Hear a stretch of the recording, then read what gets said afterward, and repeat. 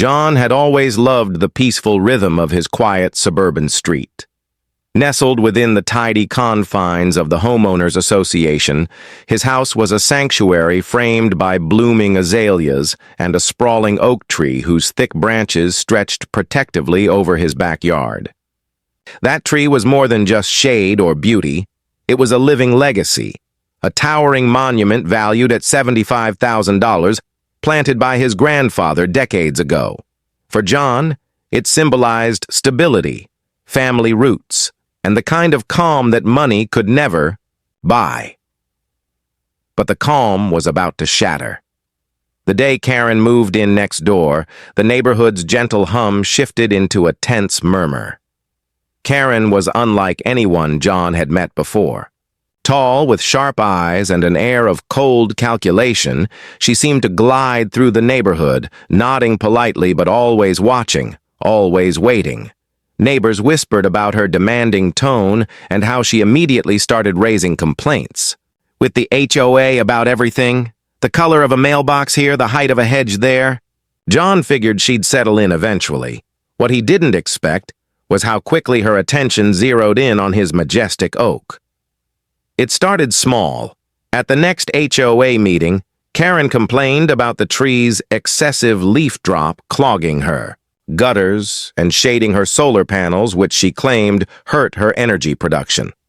The HOA politely reminded her about community rules protecting mature trees, but Karen's eyes burned with a quiet fury. John caught the tension in the air like a static charge. That same evening, as dusk deepened and streetlights flickered on, John stepped outside to check his mailbox. His hand froze when he saw the envelope pinned there, a yellowed sheet of notebook paper, crudely torn and hastily scrawled. The message was simple, but it sent a shiver down his spine. That tree's coming down, one way or another, John's. Mind raced. Was this a prank? A warning? He looked up at the oak's thick branches, swaying gently in the breeze, its leaves whispering secrets. Could someone really mean to harm it? His heart pounded. The tree had survived storms, droughts, and neighborhood disputes. Surely it could survive a threat like this. But deep down, an uneasy knot twisted in his stomach. Over the next few days, things worsened. John found strange footprints near the base of the tree, heavy boots, too large to belong to any of his usual visitors. Some of the leaves were mysteriously stripped, almost as if someone had tried to weaken the tree. One night, his motion sensor. Lights flicked on, but no one was there. Was Karen involved? Or had she hired someone else? John tried to speak with her directly. When he knocked on her door, Karen answered with a forced smile, eyes sharp and cold. "Your tree is a nuisance," she said flatly.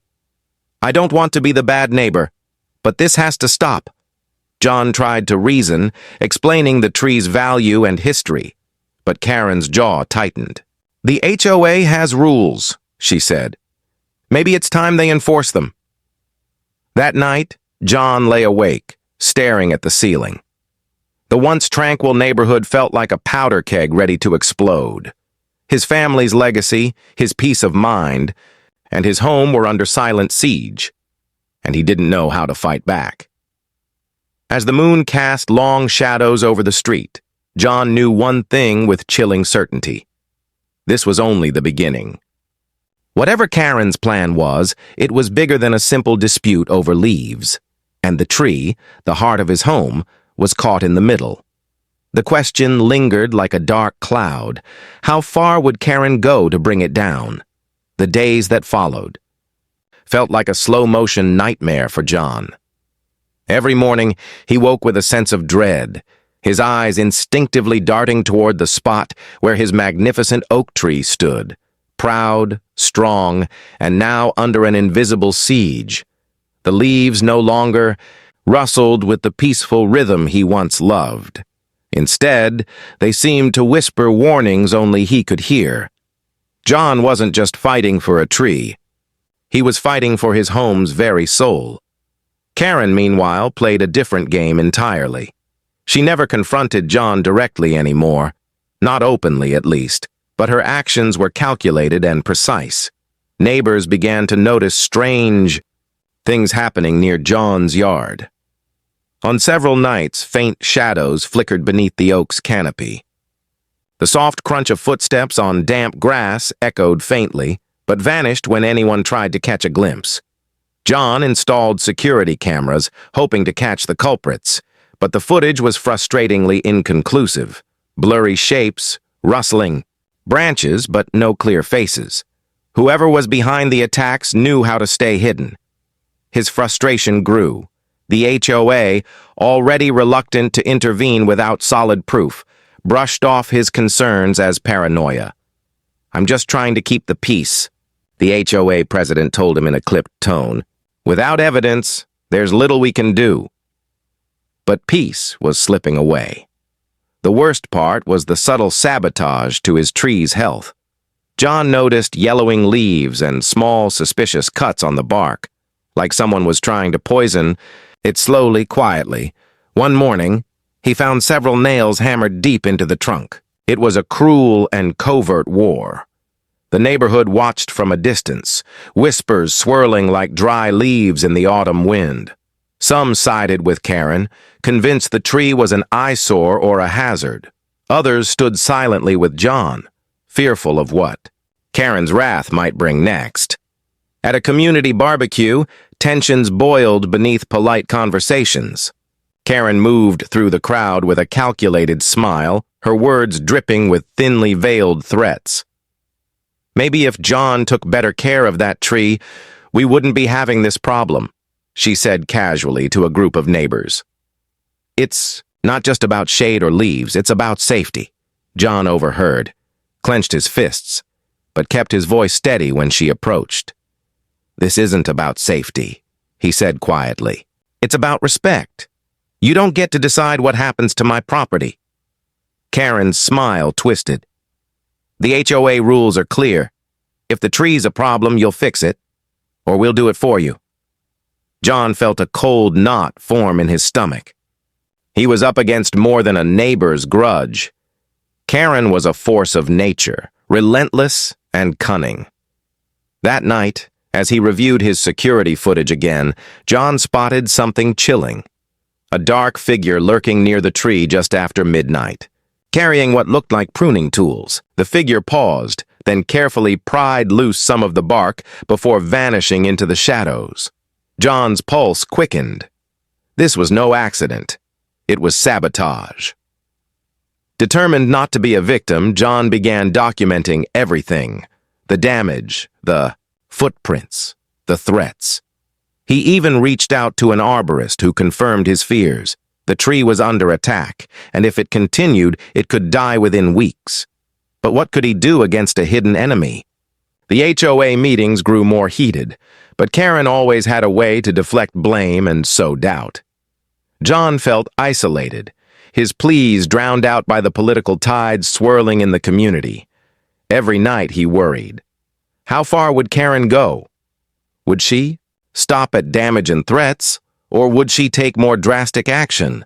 And if the tree fell, would it be an accident or something far worse? In the quiet moments before dawn, John made a silent vow. He would protect his family's legacy, no matter the cost. But the shadows growing in his once tranquil neighborhood promised a war unlike any he had ever faced, and the fight was only beginning. The neighborhood was blanketed in thick fog as midnight approached, casting eerie shadows across John's quiet street. The familiar creaks of the oak tree seemed muted, as if it sensed the danger looming. John sat in his living room, eyes glued to the live feed on his laptop from the security cameras he had installed, his fingers tapping nervously on the edge of the table. Sleep was a stranger these days. Then, through the grainy night vision, he saw it. Headlights slicing through. The mist. A truck pulling slowly to a stop by his yard. Heart pounding, John grabbed his phone, fingers trembling as he dialed 911. But the truck's engine died before the operator could even answer. A group of shadowy figures climbed out, wielding chainsaws and saws. They moved swiftly and silently, as if trained for this exact mission. John recognized the truck's logo faintly under the fog, a local landscaping company known for its unorthodox methods and shady reputation. He pressed his face closer to the screen. The men circled the oak, their saws humming to life with chilling precision. The giant tree, standing tall and proud for decades, was being attacked with cold, mechanical efficiency. John's breath caught in his throat. He felt powerless, trapped, behind the glass walls of his home. Suddenly, a piercing chainsaw roar shattered the silence. The first deep cut gouged into the thick trunk, splinters flying like shrapnel. John's jaw clenched as he watched the ancient oak begin to tremble, as if wounded by a mortal blow. He threw on his coat and bolted outside, slipping through the damp grass toward the attackers. His voice cracked with desperation. "Stop!" "What? The hell are you doing? This tree belongs to me!" A figure turned sharply. It was Karen, her sharp eyes gleaming in the moonlight, a smug smile twisting her lips. "Your tree is a problem," she said coolly. "It's causing more damage than you realize. I warned you. Now it's happening." John shook his head, in disbelief. "This is illegal! You can't just come here and destroy my property!" Karen shrugged, unconcerned. "Sometimes you have to do what's necessary." The workers hesitated, but Karen's nod was all the permission they needed. The chainsaws roared again, carving deeper. The tree groaned, branches creaking ominously as pieces began to fall. John's phone was still in his hand, and he dialed 911 again, pleading for help.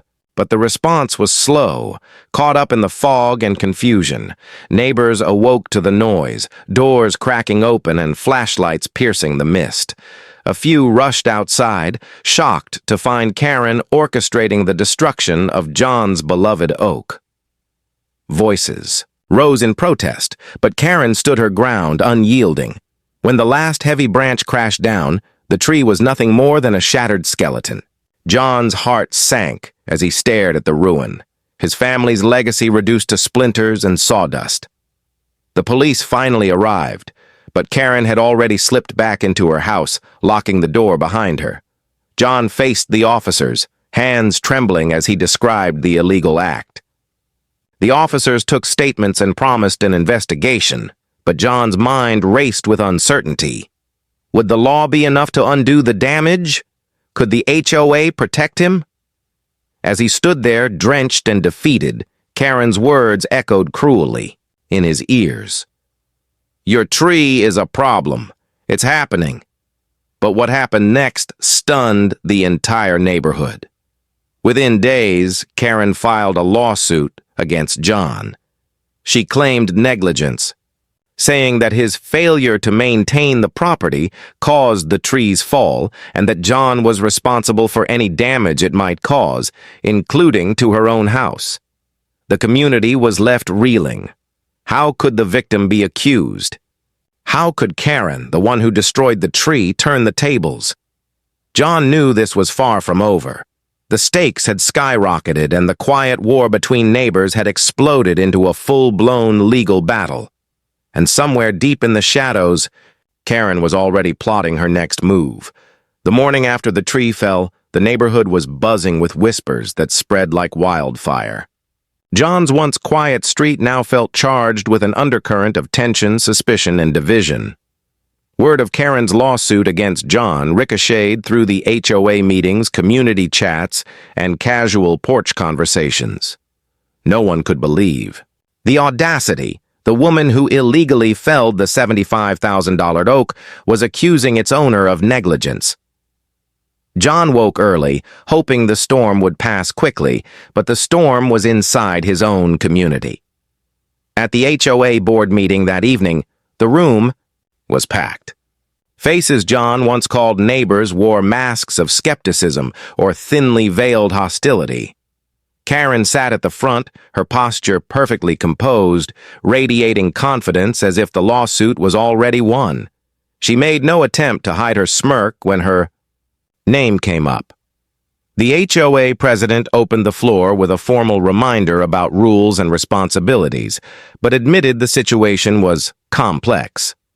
Karen seized the moment to paint herself as the victim of John's supposed neglect.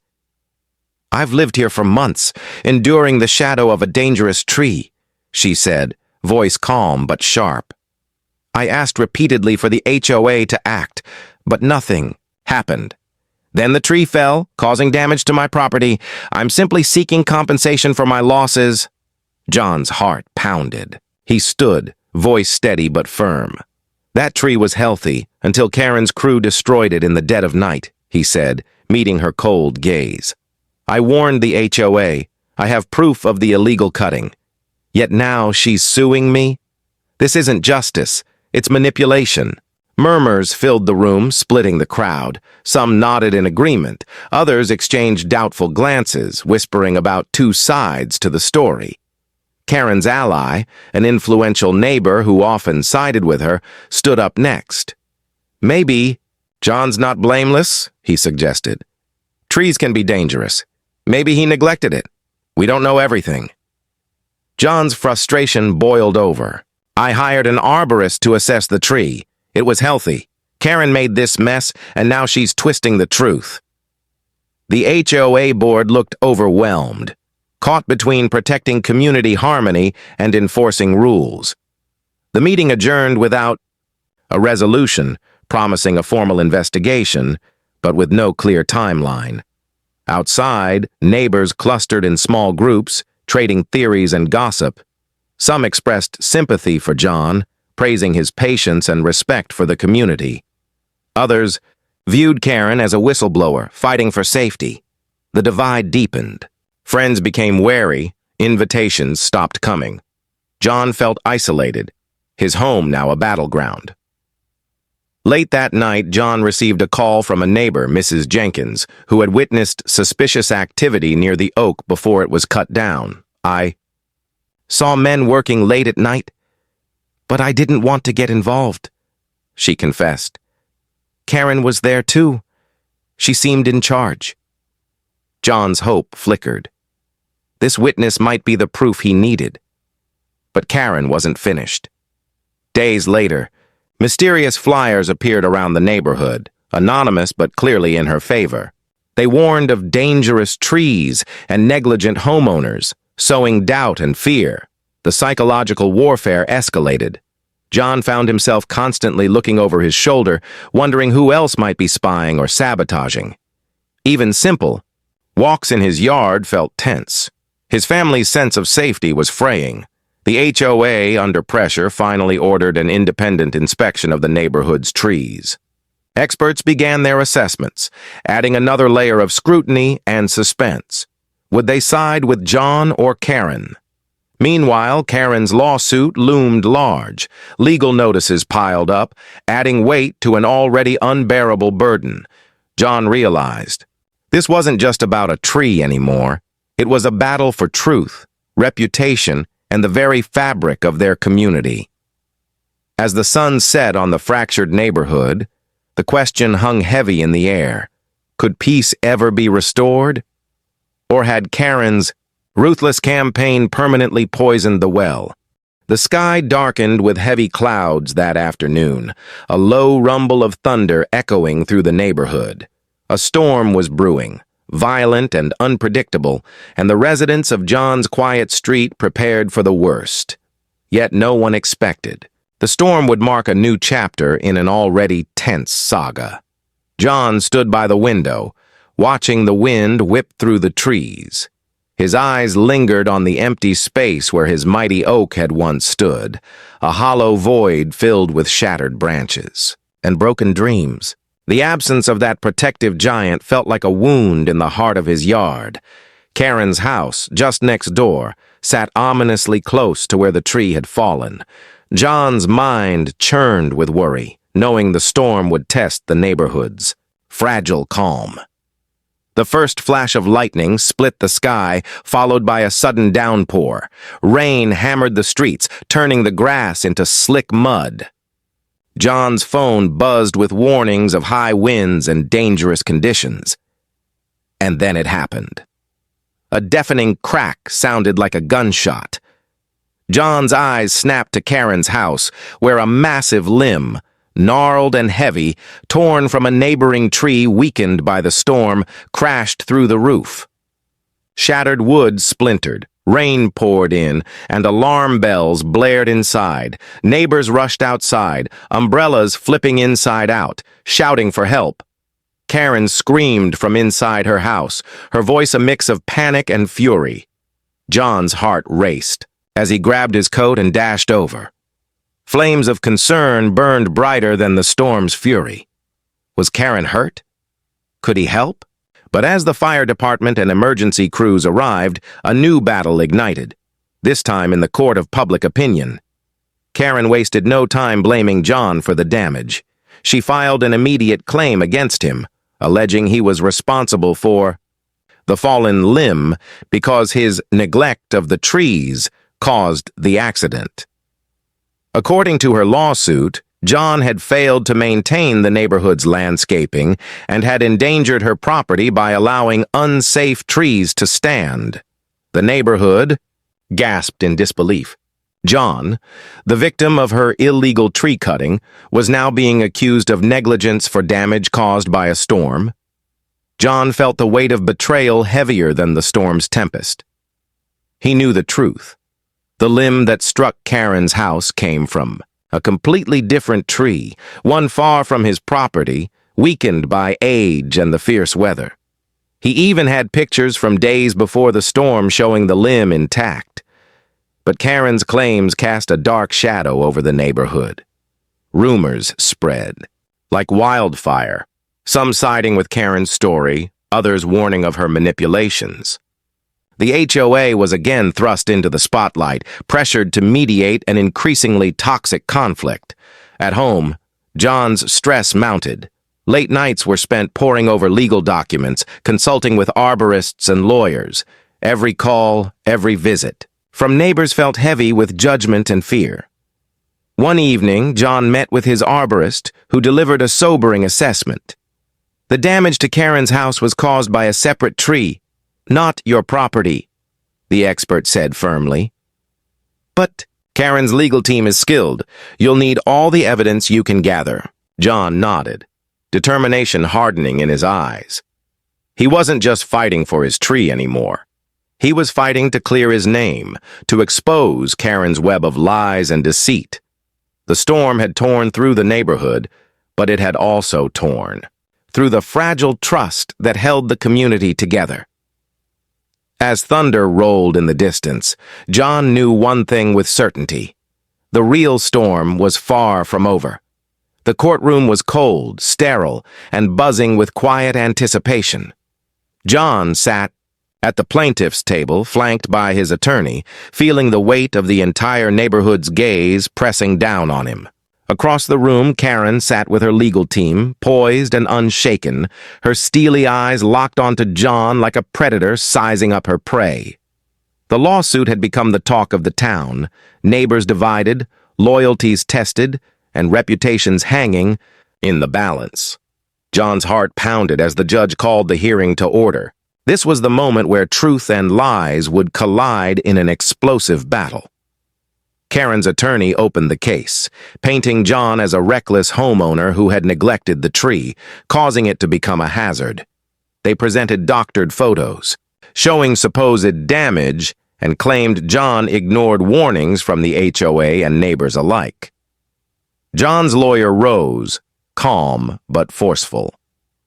"The facts tell a very different story," she said. John maintained his property diligently, hiring experts and following HOA guidelines. The tree was healthy until it was illegally cut down by Karen and her hired crew. "We have evidence to prove this." The courtroom murmur swelled as the first piece of evidence was presented: surveillance footage from John's security cameras. The grainy video showed Karen's hired crew arriving at John's property late at night, wielding chainsaws and cutting the oak tree without permission. Gasps echoed through the room. Karen's confident smirk faltered. Next, the arborist's report was introduced.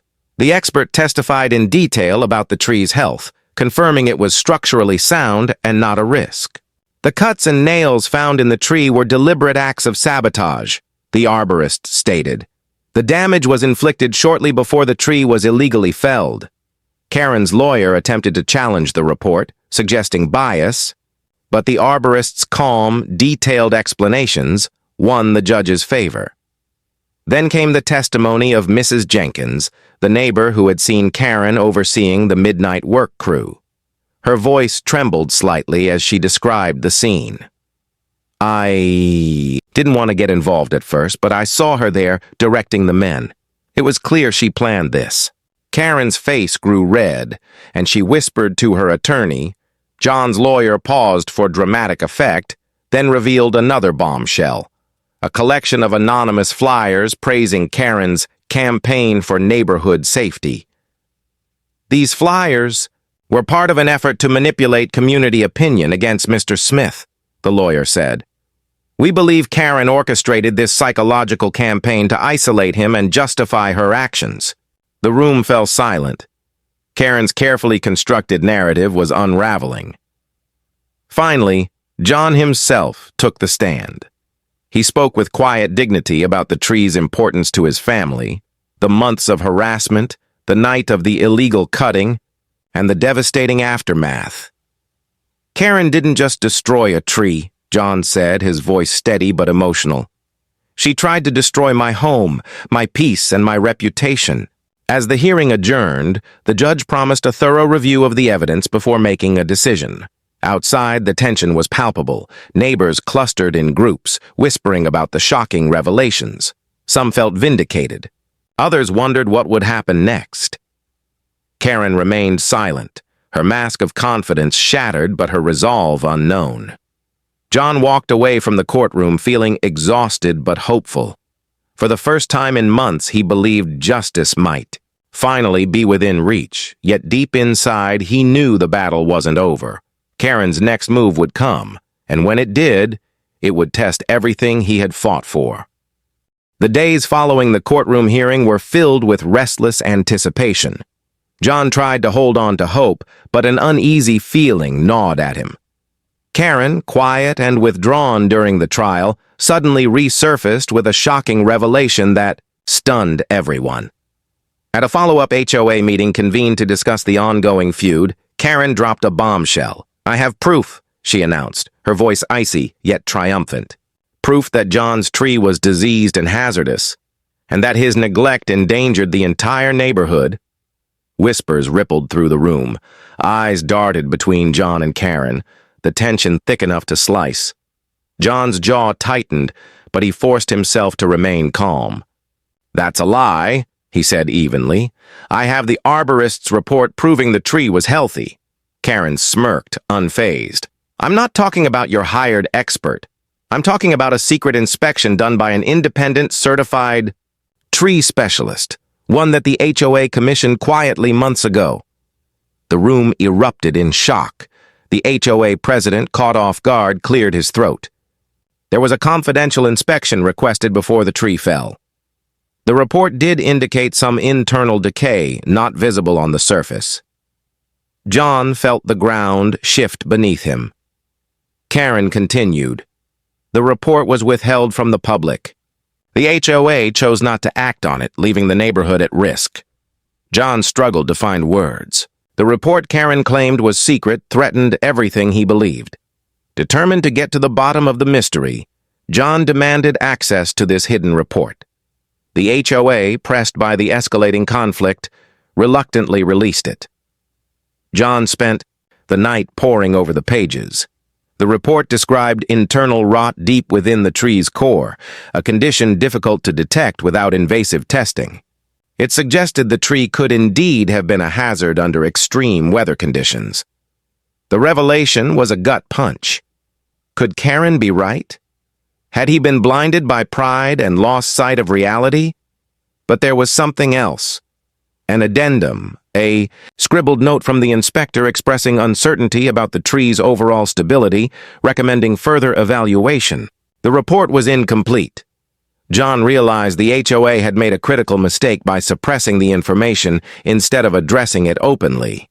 With renewed purpose, John gathered evidence to show he had acted responsibly and that Karen's illegal. Cutting was reckless, regardless of the tree's condition. The next HOA meeting was electric. John presented the full story, revealing the withheld report and the HOA's failure to warn residents. He called for transparency and accountability. Some neighbors nodded in agreement, others shifted uncomfortably, grappling with divided loyalties. Karen, sensing her advantage slipping, launched a final verbal assault. "John's denial endangered us all. He's trying to rewrite history now that he's cornered." But John wasn't finished. He had a surprise. An expert he'd brought in to assess the tree's condition with advanced technology. The expert testified that while the tree had some internal decay, it was not an immediate threat and could have been safely managed with proper care. The truth was more complicated than anyone expected. Karen's lawsuit now seemed less like a simple neighbor dispute and more like a calculated power play, exploiting fears and incomplete facts. The community's trust in the HOA plummeted, and the feud stakes soared. As the meeting ended, John and Karen exchanged icy glances. The war had evolved, no longer just about a tree or property rights, but about truth, justice, and control. John knew one thing: the final battle was coming, and this time, no secrets could stay hidden. The courtroom was packed again, this time with a tension so thick it felt suffocating. The saga of the $75,000 oak tree had transformed from a neighborhood dispute into a public spectacle that no one could ignore. John sat quietly, the weight of months of stress pressing on his shoulders, but inside, his resolve burned stronger than ever. Karen entered with her usual air of confidence, but her eyes darted nervously as the judge called the hearing to order.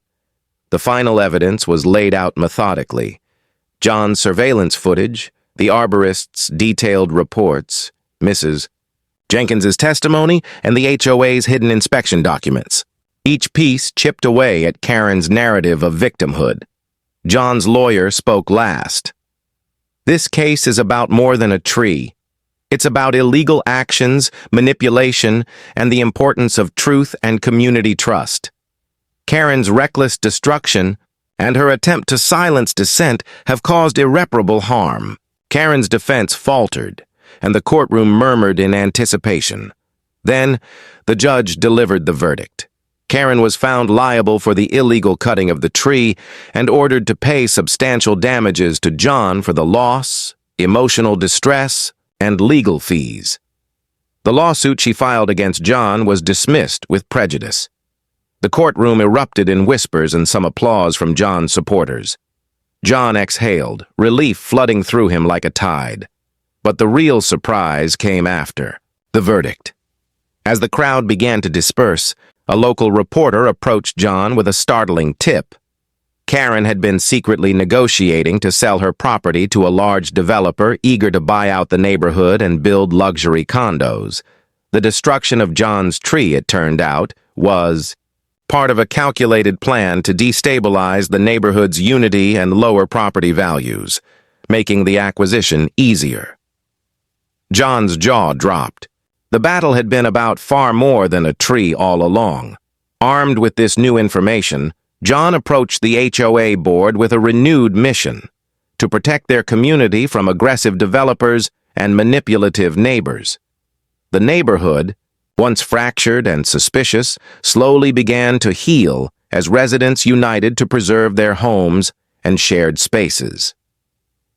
Karen moved out soon after the verdict, leaving behind the shattered remains of her scheme. John planted a new tree in the Oaks Place, a sapling with roots just beginning to take hold, symbolizing resilience and hope. Yet, even as life settled, a lingering question hung in the air. What other secrets were hidden beneath the surface of this seemingly peaceful neighborhood? And John knew one thing for certain: he would be ready.